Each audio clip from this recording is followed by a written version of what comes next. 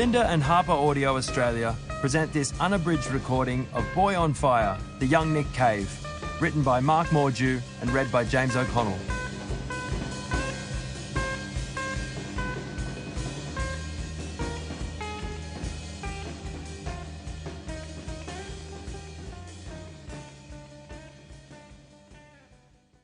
For my children Atticus, Franny and Levon, and for Brian Wellington, Anne Shannon and Eddie Baumgarten, and all the boys and girls next door. At the end of it all, it was difficult to decide which was the more romantic, the more exciting, the real man or the myth he has become. Colin F. Cave, Ned Kelly, Man and Myth. Author's note. Quotes by Nick Cave are from interviews and phone conversations between us from 2010 to 2018. These are used throughout the text and without endnotes, unless additional context is required. Interviews that occurred earlier with me over the course of Nick Cave's career, and published stories of mine about him and his work, are referenced in the endnotes and acknowledgements.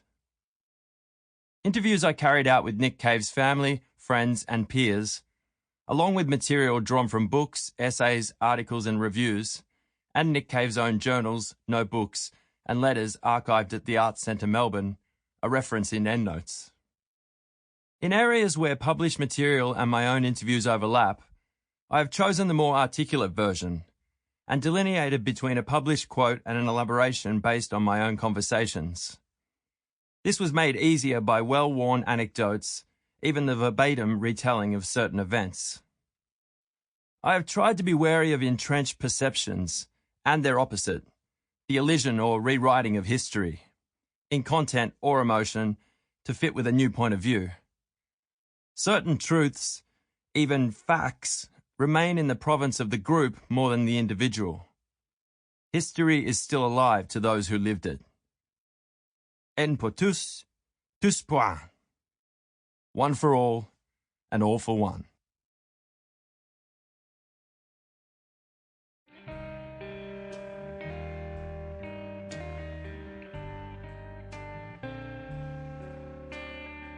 Prologue. The Journalist and the Singer.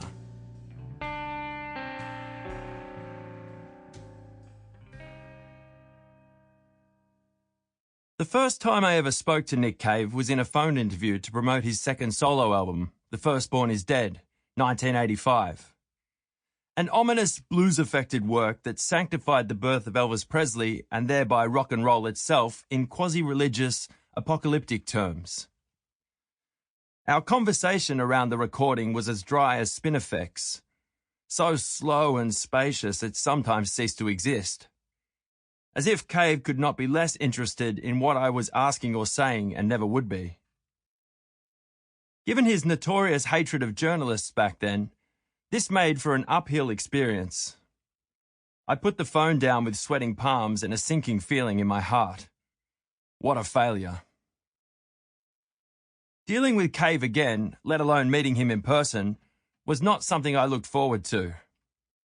In 1988, I nonetheless lobbied to interview Nick Cave for Sydney's On the Street. Second time lucky, I must have been hoping. Face to face, he had to be more approachable than that distant voice on an echoing telephone line. Besides, he was the preeminent Australian rock and roll artist of his day. This made him hard to ignore. Cave was in town to read from and preview a much-anticipated literary work in progress. A book that would become known as And the Ass Saw the Angel, 1989. He'd already gone so far as to declare himself more of a writer now, disowning rock and roll for its lowbrow qualities and Pavlov's dog audience responses. I was given a laneway address for a warehouse located directly behind Sydney's somewhat alternative and bohemian gay strip, Oxford Street. Cave was apparently holed up there with a girlfriend or a dealer or criminal acquaintance. Rumours varied, depending who I spoke to. As always with Cave, rumours were all around him. Sample complete. Ready to continue?